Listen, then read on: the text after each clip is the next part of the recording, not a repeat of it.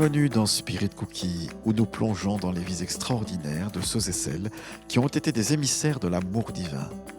À travers les siècles, des personnes dévouées ont illuminé le monde par leur foi inébranlable et leur service désintéressé. Dans cet épisode, aujourd'hui, le réformateur par excellence, Jean Calvin, qui aurait pu s'attribuer cette phrase « Le changement, c'est maintenant ». Dans cet épisode de notre podcast, nous plongeons au cœur de la vie et de l'œuvre de Jean Calvin, figure emblématique de la réforme protestante, de sa naissance en France à son rôle de transformateur à Genève et dans le monde. Découvrez comment sa conversion a marqué le début d'un mouvement qui a redéfini le christianisme. Nous explorerons son œuvre majeure, l'institution de la religion chrétienne, son impact sur l'éducation, le droit, la culture, ainsi que les controverses qui ont jalonné son parcours. Ce voyage à travers l'héritage de Calvin révèle son influence indélébile sur le protestantisme, sur la démocratie et la pensée occidentale, sans oublier son apport à la musique religieuse, et sa résonance dans la culture populaire moderne. Un épisode fascinant qui trace le portrait d'un homme au croisement de l'histoire, de la foi et de la société. Bienvenue sur Spirit Cookie, bienvenue dans cet épisode.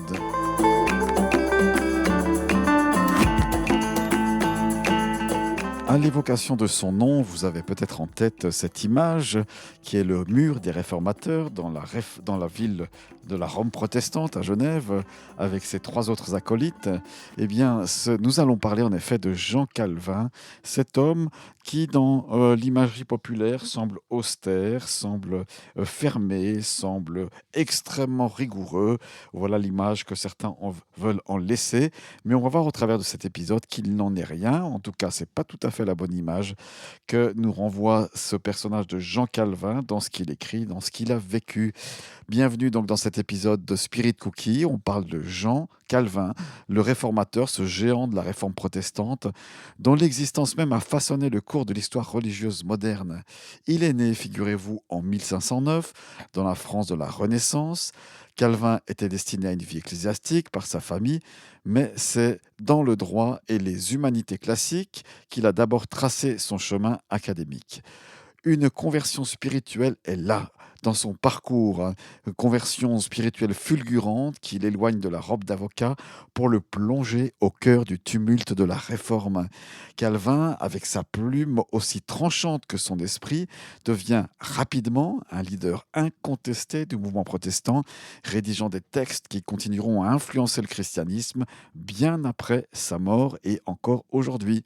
Son parcours de France à Genève, en Suisse, est jonché de défis, d'invasions nocturnes et d'un engagement sans faille envers une vision du christianisme renouvelée. On peut dire que c'est ça le cœur de la vie de Jean Calvin. Puisqu'il a rencontré Christ et un Christ vivant, il faut que la vie de Christ puisse se manifester là où il se trouve.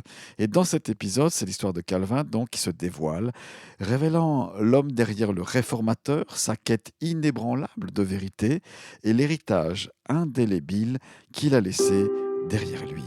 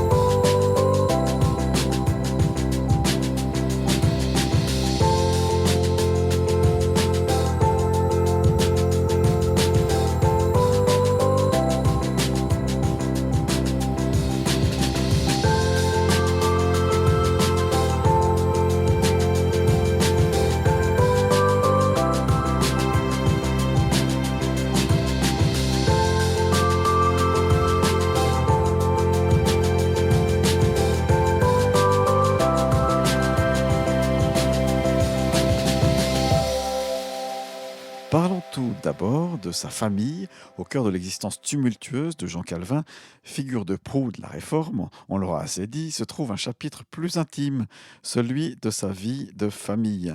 En 1540, Calvin épouse Idelette de Bure, une veuve ayant embrassé la Réforme, partageant avec lui un engagement profond envers la foi dite protestante. Cette union, bien que marquée par la simplicité, témoigne d'une complicité et d'une affection sincère, apportant à Calvin un havre de paix dans le tourbillon des luttes réformistes. Ensemble, ils traversent les joies et les épreuves de la vie, y compris la perte douloureuse de leur fils unique qui meurt en bas âge. La mort prématurée de cet enfant laisse un vide immense dans leur foyer, une épreuve de vie qui expose la vulnérabilité personnelle d'un homme souvent perçu uniquement à travers le prisme de ses accomplissements intellectuels et spirituels. Idlette elle-même décède après 9 années de mariage, laissant Calvin endeuillé, mais résilient, poursuivant sa mission réformatrice avec une force puisée dans sa foi et dans sa relation avec son Seigneur. Parlons maintenant de la conversion et la rupture avec l'Église catholique, parce que les deux vont de pair à ce moment-là.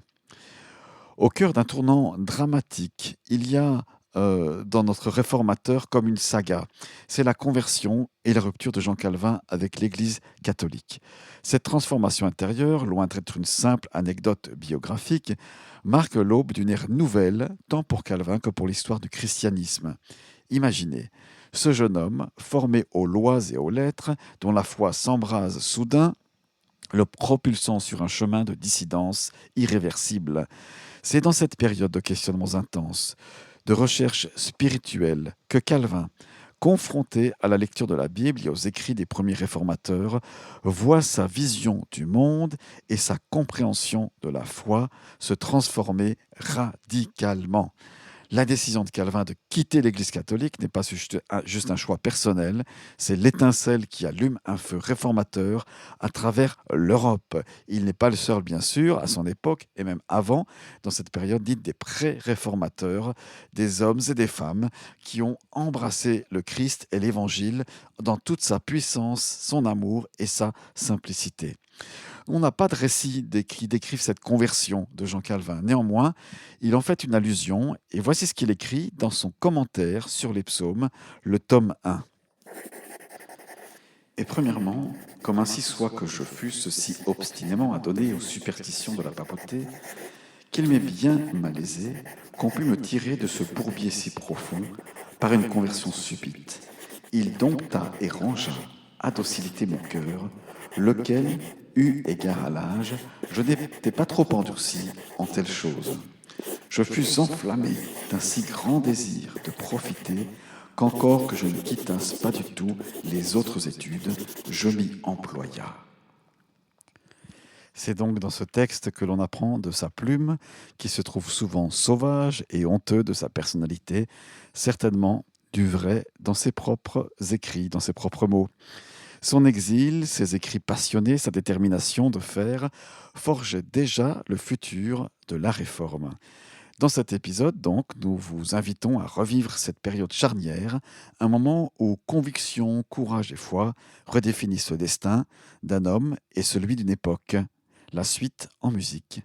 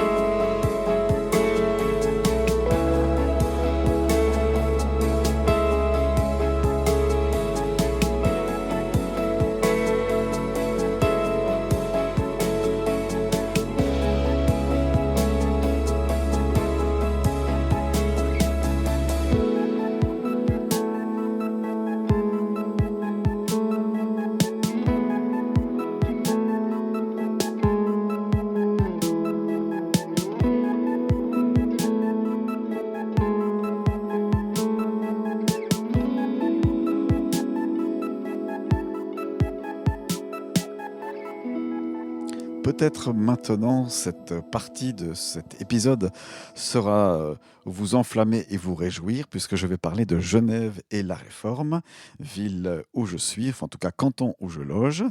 Plongeons au cœur de Genève maintenant, le théâtre d'une transformation radicale sous la main de Jean Calvin, devenant un phare de la Réforme protestante. Au milieu du XVIe siècle, cette cité-État indépendante s'érige en bastion de la foi réformée grâce à l'impulsion et au génie organisationnel, il faut le dire, de Calvin. En arrivant à Genève, Calvin, initialement réticent, se voit confier la tâche monumentale de réorganiser l'Église et la société selon les principes réformateurs. Il met en place une structure ecclésiastique rigoureuse où la discipline est reine et la prédication le cœur battant de la vie communautaire, parce qu'il faut qu'à ce moment-là, on revienne à la parole de Dieu, on revienne à la Bible, on revienne à Dieu par sa parole.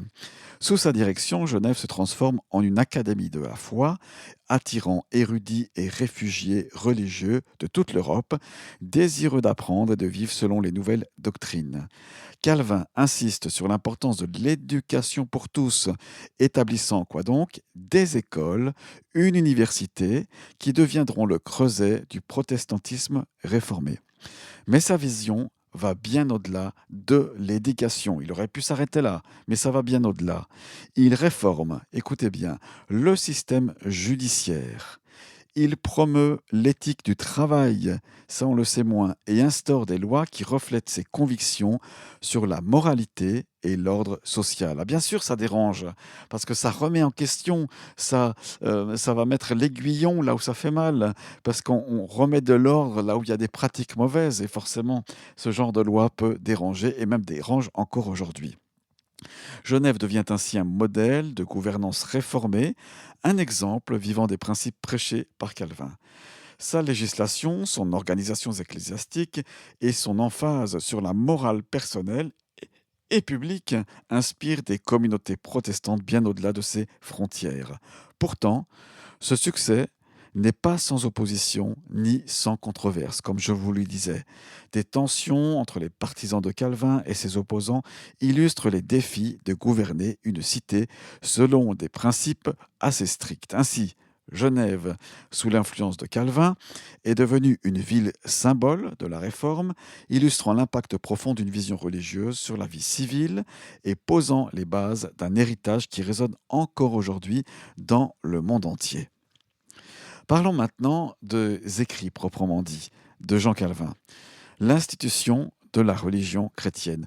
Au cœur de notre exploration de la vie et de l'œuvre de Jean Calvin se trouve son magnum opus, l'institution de la religion chrétienne. Une œuvre colossale, il faut bien le dire, qui a non seulement cimenté sa place parmi les grands réformateurs, mais a également redéfini les contours de la pensée chrétienne. Publié pour la première fois en 1536 et en latin, et constamment révisé par Calvin lui-même jusqu'à sa version finale en 1559, cette œuvre monumentale se veut un guide exhaustif de la foi chrétienne, abordant des thèmes aussi vastes que la doctrine de Dieu, l'explication des sacrements, l'autorité des Écritures et la nature de la grâce divine. Ah, cette grâce divine si chère aux réformateurs, avec un S. Et dans cet épisode, donc, on plonge dans les pages de l'institution chrétienne et on va explorer comment Calvin articule une vision du christianisme profondément ancrée dans la souveraineté de Dieu et la primauté de l'Écriture, posant ainsi les fondations de ce qui deviendra et de ce qu'on appellera le calvinisme, qui existe encore aujourd'hui. L'institution, c'est bien plus, donc l'institution chrétienne, son ouvrage, est bien plus qu'un simple traité théologique. C'est un rappel à la réforme de l'Église et de la société, reflétant l'engagement de Jean Calvin à modeler une communauté fidèle aux enseignements de la Bible. C'est possible, écrit-il, semble-t-il dire, oui, ce que la Bible dit, ces valeurs fondamentales, c'est le socle d'une société qui sera équitable, qui sera juste et qui sera basée sur l'amour et la grâce de Jésus-Christ.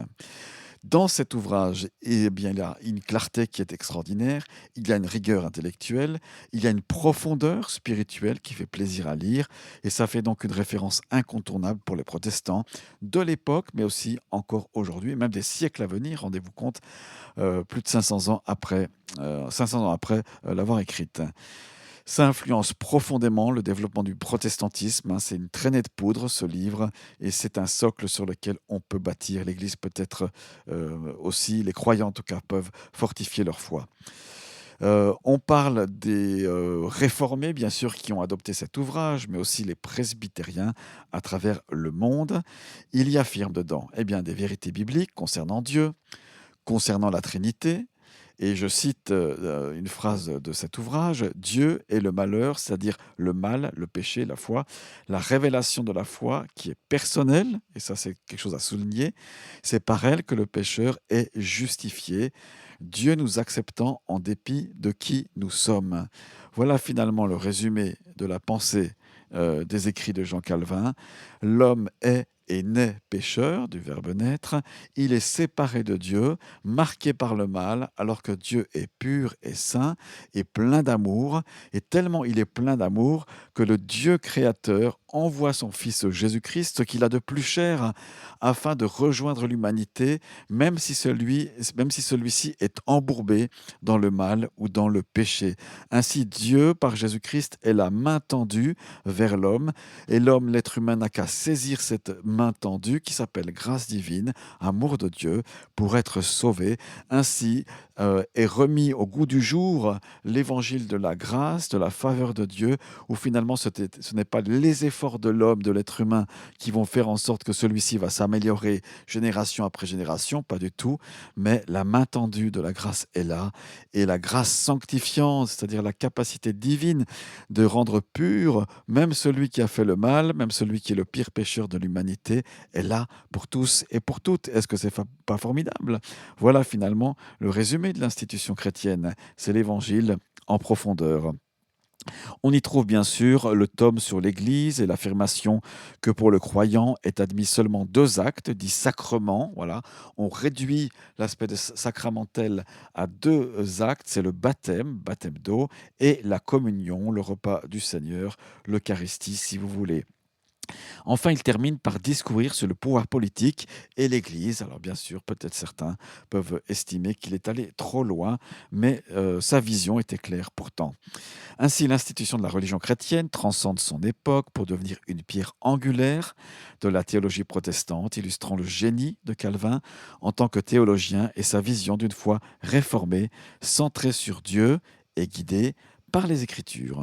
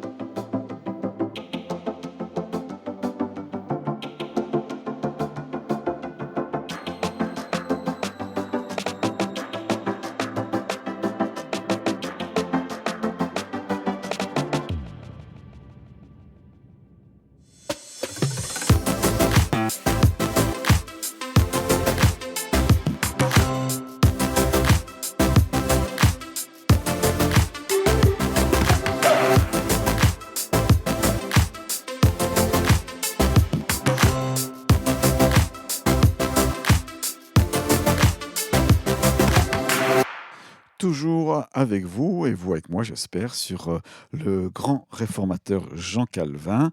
On va parler maintenant dans cette partie de podcast sur l'impact sur l'éducation et la société qu'a eu Jean Calvin. Dans cet épisode de notre voyage à travers la vie et l'œuvre de Jean Calvin, nous célébrons l'un de ses legs les plus lumineux et inspirants, son impact, on peut dire révolutionnaire, sur l'éducation et la société. Calvin, avec son esprit visionnaire, parce que c'est ça qui est frappant aussi dans ses écrits et dans ses actes, c'est qu'il a compris que la réforme de la foi devait s'accompagner d'une transformation de l'esprit et du cœur, et pour cela, l'éducation jouait un rôle clé. En fondant l'Académie de Genève en 1559, là c'est l'ancêtre de l'université et même des universités, de beaucoup d'universités en Europe, il n'a pas seulement établi une institution d'enseignement supérieur qui allait devenir un phare de savoir dans toute l'Europe, il a aussi jeté les bases d'un système éducatif qui valorisait la pensée critique, écoutez bien, l'accès à la connaissance pour tous, et ça c'est vraiment louable, et l'étude approfondie des Écritures, l'un n'allant pas sans l'autre. L'impact de Calvin ne s'arrête pas aux portes de l'Académie. Sa vision pour une société réformée englobe aussi un tissu social où l'éthique du travail, ça on le sait peut-être moins, et la responsabilité personnelle et le bien-être communautaire sont intrinsèquement liés aux principes chrétiens. Par ses lois et ses ordonnances, Calvin a promu une éthique de vie qui encourageait l'intégrité, la sobriété et l'assiduité, façonnant ainsi le caractère même de Genève et d'autres communautés protestantes. Si vous passez par Genève, arrêtez-vous en vieille ville. Allez voir le collège Calvin, renseignez-vous, vous pourrez venir dans la cour du collège et vous allez voir que dans ce bâtiment, qui est toujours le même donc, que l'époque Calvin, et qui est toujours en activité comme le collège, comme un collège, c'est-à-dire le lycée au niveau des Français, eh bien, si vous allez voir autour de la cour d'école, il y a des arches.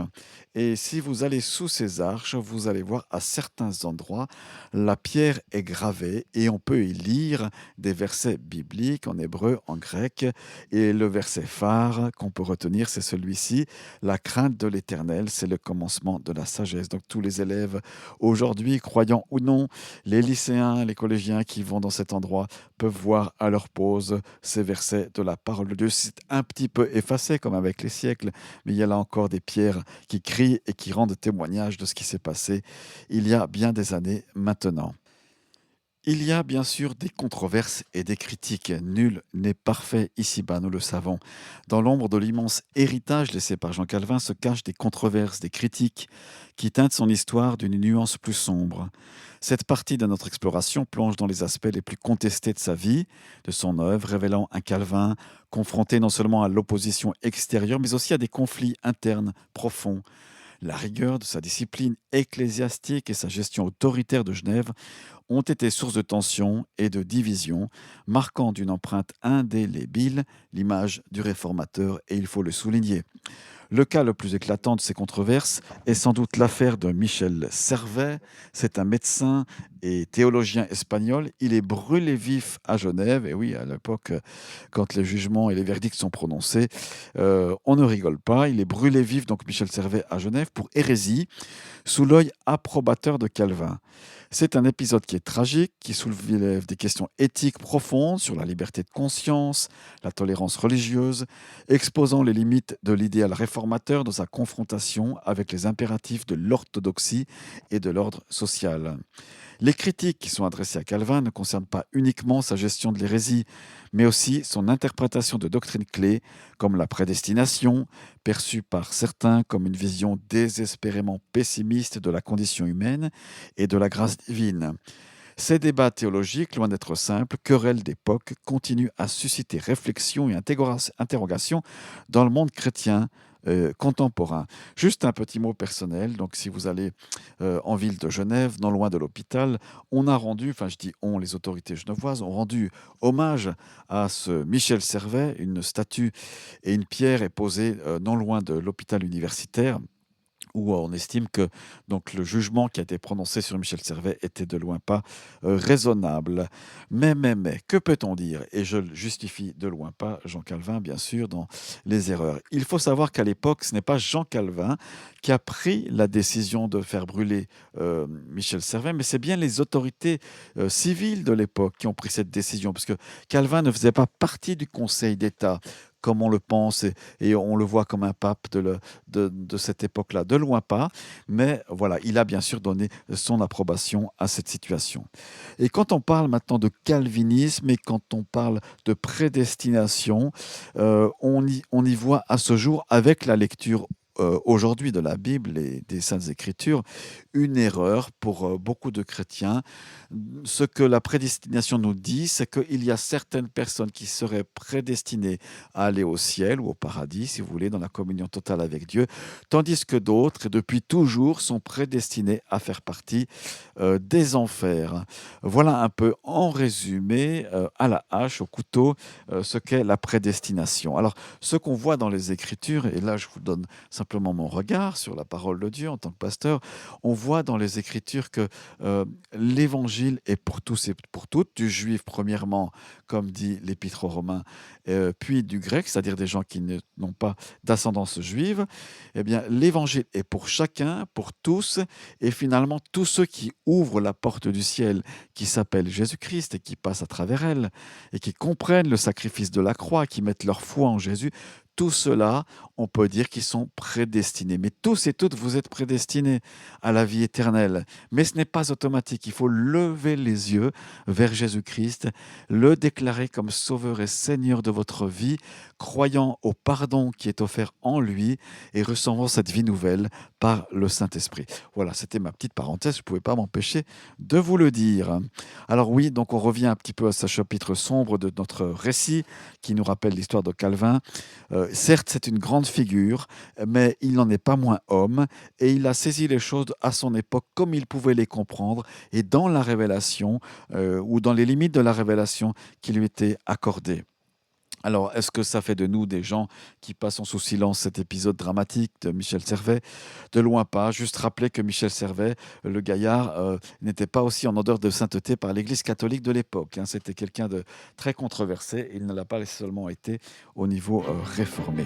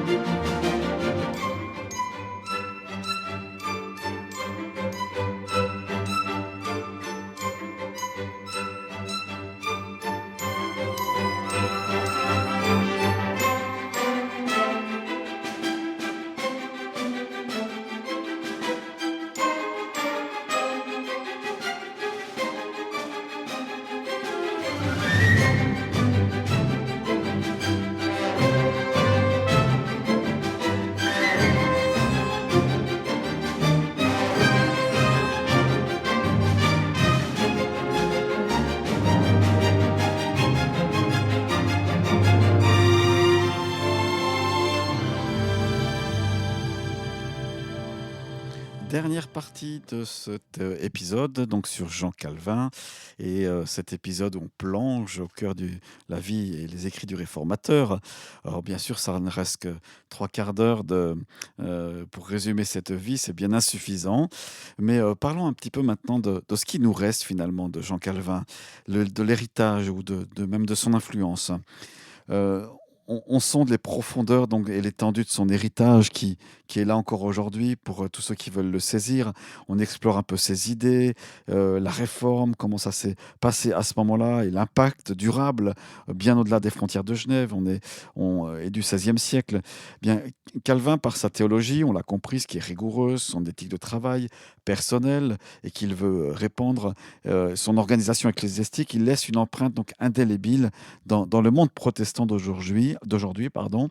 Dans le monde évangélique aussi, on s'en inspire, en tout cas en partie. Mais plus que ses écrits, je dirais, au-delà, il y a le son ou la voix de Calvin qui résonne encore, qui transcende les aspects religieux, qui va au-delà. Ça imprègne la culture, on l'a dit, la politique, mais aussi l'économie.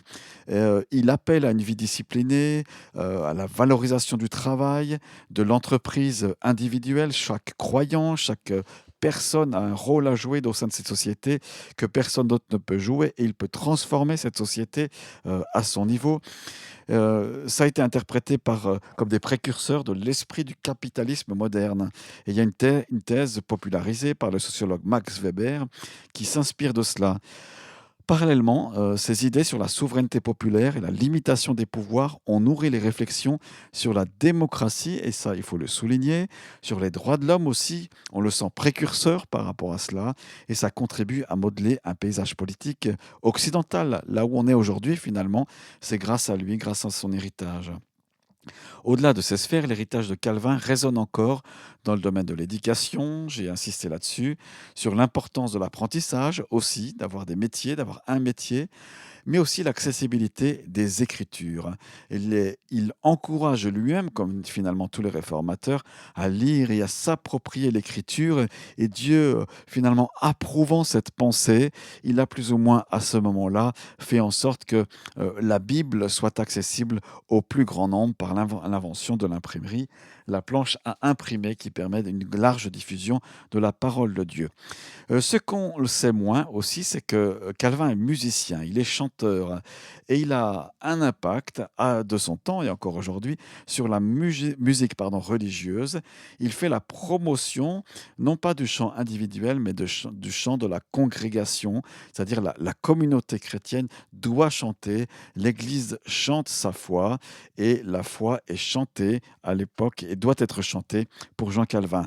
Autrement dit, il révolutionne la louange, il l'enrichit de traditions musicales chrétiennes et d'une précieuse collection, surtout liée aux psaumes, c'est-à-dire les chants hébreux qui sont dans la Bible. Alors justement, donc Calvin et la musique, notre réformateur n'est pas seulement un auteur, n'est pas seulement quelqu'un qui a reçu une révélation de l'amour de Dieu, de la grâce divine et qu'il souhaite communiquer à tout le monde, mais il est aussi musicien. Il contribue à dynamiser l'Église et le chant de son temps et encore aujourd'hui. Alors, ça contredit un petit peu quelque chose. On voit un Calvin qui a une approche austère de la pratique religieuse, et c'est vrai, il reconnaît la puissance néanmoins de la musique en tant que moyen d'élévation spirituelle et de louange divine. Il voyait dans le chant une manière pour la congrégation de participer activement au culte. Ça aussi, c'est une pensée très réformatrice, une idée révolutionnaire à son temps qui contraste avec l'approche la plus passive prévalant dans l'Église catholique de l'époque. Sous l'impulsion de Calvin, Genève devient un berceau du psautier réformé, le livre qui collecte les chants.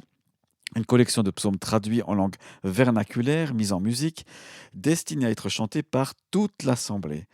Ce projet musical, qui débuta avec la publication de la première version du psautier de Genève en 1539, reflétait la conviction de Calvin que les Écritures devaient être accessibles à tous, non seulement à travers la lecture et la prédication, mais aussi via le chant. Et quel moyen plus facile qu'est le chant d'apprendre par cœur des versets bibliques ou des passages bibliques. L'impact de cette innovation dépasse largement les frontières de Genève. Le psautier réformé inspire des communautés protestantes à travers l'Europe, établissant la pratique du chant de la congrégation comme un élément central du culte réformé. Cette tradition musicale, avec son emphase sur la simplicité, la clarté, la piété, c'est-à-dire l'amour pour Dieu, continue d'influencer la musique religieuse protestante jusqu'à nos jours.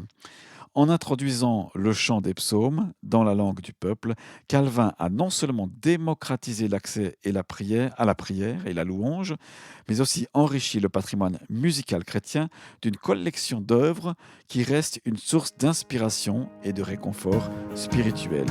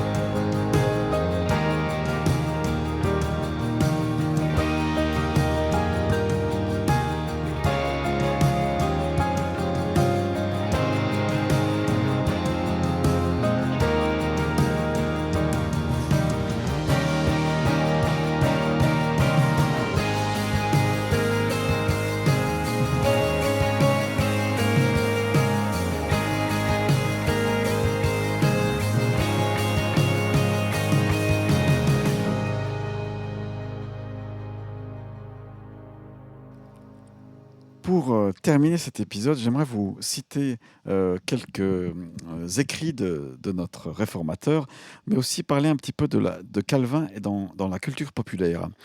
Donc, dans notre exploration finale de l'univers de Jean Calvin, on plonge dans sa présence, son interprétation, mais aussi dans la culture populaire. où les perceptions et les clichés sur le réformateur abondent.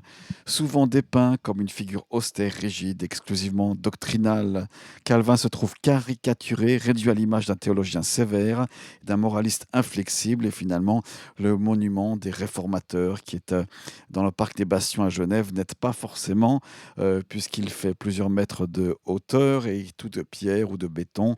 On y voit là des réformateurs extrêmement austères, hein, mais néanmoins Calvin est un homme et cette représentation néglige une facette essentielle de l'homme, son immense cœur pour le peuple, parce que c'est ça qu'il faut aussi retenir. Il a une compassion pour les âmes et son engagement indéfectible envers le bien-être de la communauté. Et jamais assez, on ne le soulignera. C'est à son époque qu'il a exigé que les banques ne prêtent pas avec des taux d'intérêt démesurés. On parlait de 25 ou 30% à l'époque, mais il a forcé les banques à réduire leur taux d'intérêt afin de favoriser le bien-être familial, mais aussi le bien-être social et économique de son temps. Soulignons-le tout de même.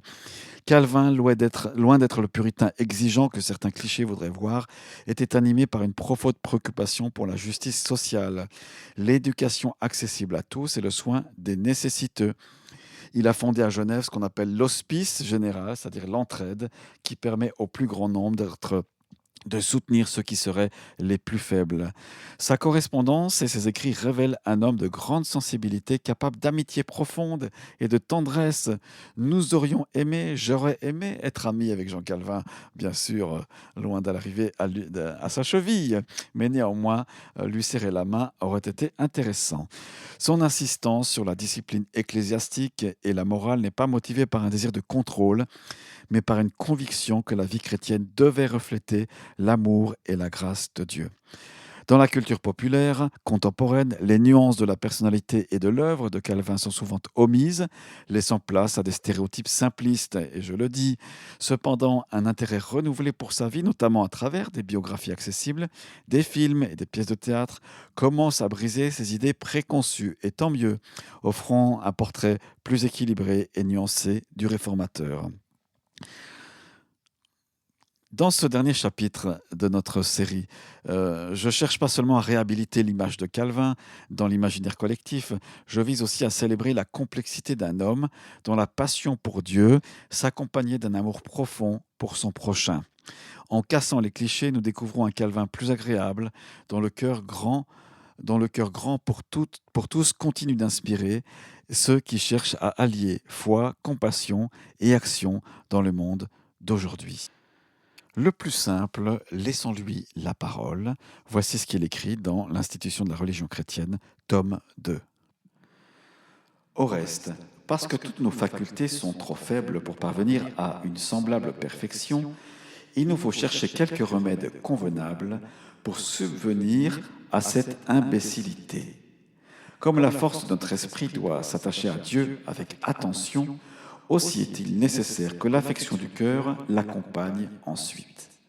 Or, et l'esprit et le cœur croupissant ici-bas, ou pour mieux dire s'abattent et défaillent, ou bien ils sont portés à faire tout le contraire de ce qu'ils doivent. C'est pour cette raison que Dieu, afin de soulager pareille faiblesse, nous donne pour directeur son divin esprit, qui nous enseigne et nous suggère lui-même, qu'il nous est permis de demander, et qui gouverne aussi et modère nos affections. Nous ne savons pas, dit l'apôtre, Romains 8, versets 25 et 26, ce que nous devons demander à Dieu dans nos prières pour le prier comme il faut. Mais le Saint-Esprit lui-même prie pour nous par des gémissements ineffables. Ce n'est pas qu'à proprement parler le Saint-Esprit prie ou gémisse, mais il excite en nous la confiance, les vœux et les soupirs qui font valoir la prière et que toutes les forces de notre nature ne seraient pas capables de produire dans nos cœurs. C'est pourquoi saint Paul appelle ces gémissements que les fidèles poussent devant Dieu sous la conduite du Saint-Esprit des gémissements ineffables. Car ceux qui sont véritablement exercés dans la prière n'ignorent pas qu'ils se trouvent souvent enveloppés dans des perplexités et des afflictions si grandes qu'ils ne savent pas par où ils doivent commencer. Et même quand ils s'efforcent de bégayer, encore sont-ils si embarrassés et si confus qu'ils hésitent et s'arrêtent sans qu'il leur soit possible de passer outre. D'où il s'ensuit que le don de la prière est un don excellent et singulier.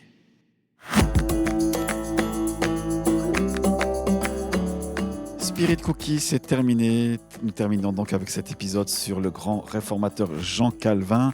Encore un dernier mot pour dire que finalement, le vrai héros de cette histoire, bien sûr, c'est Jean Calvin qui s'est laissé façonner, interpeller, qui a écouté la voix de Dieu lui-même. Mais une chose est sûre, c'est que c'est pas lui le vrai héros. Du reste, il était assez modeste pour ne pas demander, ne pas solliciter les honneurs. C'était là son leitmotiv personnel et sa discipline personnelle. Alors je vous laisse avec ces quelques mots, cette anecdote pour dire que la tombe de Jean Calvin est dans le cimetière des Rois à Genève. Et pendant longtemps, eh bien, il n'avait sur cette pierre tombale que deux initiales, les initiales de Jean Calvin, qui sont aussi celles de Jésus-Christ, JC, et peu de monde savait que cette tombe était ici. Voilà, je vous invite à lire, à consulter spiritcookie.org. C'est mon blog, donc je suis Laurent Joly, pasteur dans la région genevoise. Il y a quantité de choses gratuites sur mon blog, surtout des articles et des podcasts. Alors n'hésitez pas à vous y rendre et à laisser des commentaires ici ou là, au gré des articles que vous lirez. Voilà, merci à chacun d'avoir écouté ce long podcast, ce long épisode. Et à la prochaine fois, je prie pour vous. Ciao, ciao!